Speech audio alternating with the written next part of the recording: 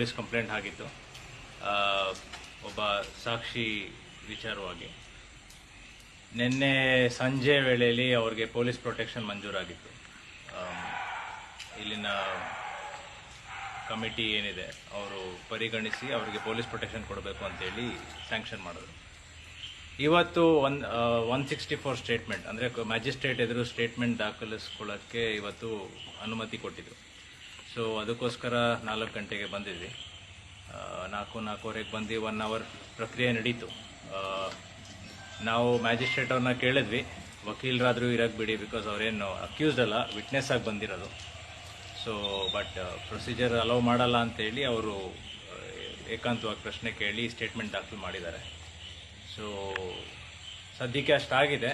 ಏನು ಕಂಪ್ಲೇಂಟಲ್ಲಿ ಸ್ಕೆಲಿಟನ್ ಅಥವಾ ಕಲೆವಾರಿ ಏನಿತ್ತು ಅಂತ ಹೇಳಿದ್ದಾರೆ, ಅದು ಈಗ ಹ್ಯಾಂಡ್ ಓವರ್ ಮಾಡೋ ಪ್ರಕ್ರಿಯೆ ನಡೀತಾ ಇದೆ. ಫೋರೆನ್ಸಿಕ್ ಡಿಪಾರ್ಟ್ಮೆಂಟ್ ಅವರು ಬಂದಿದ್ದಾರೆ, ಈಗ ಮಹಾಜರ್ ಮಾಡ್ತಾ ಇದ್ದಾರೆ. ಇಷ್ಟು ಇಲ್ಲಿವರೆಗೂ ಆಗಿರೋ ಬೆಳವಣಿಗೆ. ಸರ್, ಊತಾಕಿರುವಂಥ ಬಾಡಿಗೆ ಅವ್ರು ಇವಾಗಲೂ ತೋರ್ಸಕ್ಕೆ ರೆಡಿ ಇದ್ದಾರೆ. ಸೊ ಪೊಲೀಸವರು ಯಾವ ಥರ ನೆಕ್ಸ್ಟು ಇನ್ವೆಸ್ಟಿಗೇಷನ್ ತಗೊಂಡು ಹೋಗ್ತಾರೆ, ನಾವು ರೆಡಿ ಇದ್ದೀವಿ. ಬಟ್ ಊತಾಕಿರೋ ಬಾಡಿನ ತೆಗೆಯೋ ವಿಷಯವಾಗಿ ಇವತ್ತು ರೆಡಿ ಇದ್ದೀವಿ. ಸೊ ಆದಷ್ಟು ಬೇಗ ಆದರೆ ಒಳ್ಳೆಯದು. ಅದನ್ನು ನಾವು ಪೊಲೀಸರ ಹತ್ರ ಮನವಿ ಮಾಡ್ಕೋತಾ ಇರೋದು, ಬಿಕಾಸ್ ಸಾಕ್ಷಿ ನಾಶ ಎಲ್ಲ ಆಗಬಾರ್ದು. ಇಷ್ಟ ಆಗಿದೆ ಸದ್ಯಕ್ಕೆ. ಈಗ ವಿಟ್ನೆಸ್ ಅನ್ನು ಎಲ್ಲಿ ಕೊಂಡು ಹೋಗ್ತಾರೆ ಅಂತ ಪೊಲೀಸ್ ಕಸ್ಟಡಿಯಲ್ಲಿ? ಇಲ್ಲ, ವಿಟ್ನೆಸ್ ಅರೆಸ್ಟ್ ಮಾಡಿಲ್ಲ, ನಮ್ಮ ಜೊತೆ ಇರ್ತಾರೆ. ನಿಮ್ಮ ಜೊತೆ ಇರ್ತಾರೆ. ಸೊ ಆರೋಪಿ ಯಾರಂತ ಹೇಳಿದ್ರು? ಅದು ಸ್ಟೇಟ್ಮೆಂಟ್ ನೋಡಿದ್ರೆ ಗೊತ್ತಾಗುತ್ತೆ. ಯಾಕಂದ್ರೆ ಸ್ಟೇಟ್ಮೆಂಟು ಪ್ರೊಸೀಜರ್ ಪ್ರಕಾರ ಲಾಯರ್ ಕೊಡಲ್ಲ, ಸದ್ಯಕ್ಕೆ ಬರೀ ಇನ್ವೆಸ್ಟಿಗೇಟಿಂಗ್ ಆಫೀಸರ್ ಹತ್ರ ಮಾತ್ರ ಇರುತ್ತೆ. ಸೊ ಸ್ಟೇಟ್ಮೆಂಟಲ್ಲಿ ಗೊತ್ತಾಗುತ್ತೆ. ಇನ್ವೆಸ್ಟಿಗೇಷನ್ ಇವರೇ ನಮ್ಮ ಲೋಕಲ್ ಪೊಲೀಸರೇ ಮಾಡ್ತಾರಾ ಅಥವಾ ಬೇರೆ? ಇಲ್ಲ ಸರ್, ಈಗ ಸದ್ಯಕ್ಕೆ ಯಾರು ಅಯ್ಯೋ ಇದ್ದಾರೆ ಅವರೇ ಮಾಡ್ತಾ ಇದ್ದಾರೆ.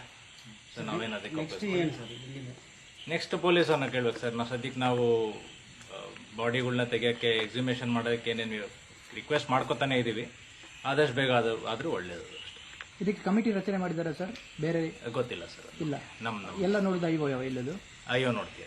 ಓಕೆ, ಇಷ್ಟು ಡಿಲೇ ಯಾಕೆ ಅಂತೇಳಿ ಸರ್? ವಿಟ್ನೆಸ್ ಪ್ರೊಟೆಕ್ಷನ್ ಕೊಡೋಕೆ ತುಂಬಾ ಡಿಲೇ ಆಯಿತು ಅನ್ನುವಂಥ ವಿಷಯದಲ್ಲಿ ಪ್ರಶ್ನೆ ಕೂಡ ಬಂದಿತ್ತು. ಅದು ಅವ್ರು ಕೇಳ್ಬೇಕು ಸರ್ ಅವ್ರನ್ನ, ಬಿಕಾಸ್ ನಾವು ಸತತವಾಗಿ ಫಾಲೋ ಅಪ್ ಮಾಡ್ತಾ ಇದೀವಿ. ಬಿಕಾಸ್ ನಾವು ಎಲ್ಲ ಪ್ರೊಸೀಜರ್ ಅಲ್ಲಿ ಮಾಡ್ತಾ ಇರೋದು. ಸೊ ಆಲ್ಮೋಸ್ಟ್ 2 ವಾರ ಆಗಿದೆ. ಬಟ್ ಅದು ಅವ್ರನ್ನೇ ಕೇಳ್ಬೇಕು. ಕಮ್ಯುನಿಕೇಶನ್ ಇದಾಗಿದೆ. ಸದ್ಯಕ್ಕೆ ಇವರು ಆರೋಪಿ ಅಥವಾ ದೂರುದಾರ ಸರ್, ಅದ್ರ ಬಗ್ಗೆ ನಾನು ಹೆಚ್ಚು ಮಾತಾಡೋಕ್ಕಾಗಲ್ಲ. ಯಾಕಂದ್ರೆ ಅವ್ರದ್ದು ವಿಟ್ನೆಸ್ ಪ್ರೊಟೆಕ್ಷನ್ ಆಕ್ಟ್ ಅಲ್ಲಿ ಇದ್ದಾರೆ ಈಗ ಅವರು. ಸೊ ಅವ್ರು ಐಡೆಂಟಿ ಡಿಸ್ಕ್ಲೋಸ್ ಮಾಡೋದಾಗ್ಲಿ, ಇನ್ನೊಂದು ಮಾತಾಡೋದಾಗ್ಲಿ ಇದು ಒಳ್ಳೆಯದು. ಧರ್ಮಸ್ಥಳದಲ್ಲಿ ಏನೆಲ್ಲ ಪ್ರಕರಣ ನಡೆದಿದೆ ಸರ್, ಅದನ್ನು ಮುಚ್ಚಾಕುವಂತ ಪ್ರಯತ್ನವನ್ನೆಲ್ಲ ನಡೆದಿದೆ. ಸೊ ಇವರಿಗೆ ಯಾವ ರೀತಿಯ ಸೆಕ್ಯೂರಿಟಿ ಬೇಕು, ಇದನ್ನು ಕೂಡ ಬೇರೆ ರೀತಿಯಾಗಿ ಕೊಂಡೋಗುವುದಿಲ್ಲ. ವಿಟ್ನೆಸ್ ಪ್ರೊಟೆಕ್ಷನ್ ಆಕ್ಟ್ ಕಾಯ್ದೆ ಅಡಿ ಏನು ಸುಪ್ರೀಂ ಕೋರ್ಟ್ ಗೈಡ್ಲೈನ್ಸ್ ಇಶ್ಯೂ ಮಾಡಿದೆ, ಆ ಗೈಡ್ಲೈನ್ಸ್ ಪ್ರಕಾರ ಪೊಲೀಸರು ಕೊಡ್ತಾ ಇದ್ದಾರೆ ಸೆಕ್ಯೂರಿಟಿ.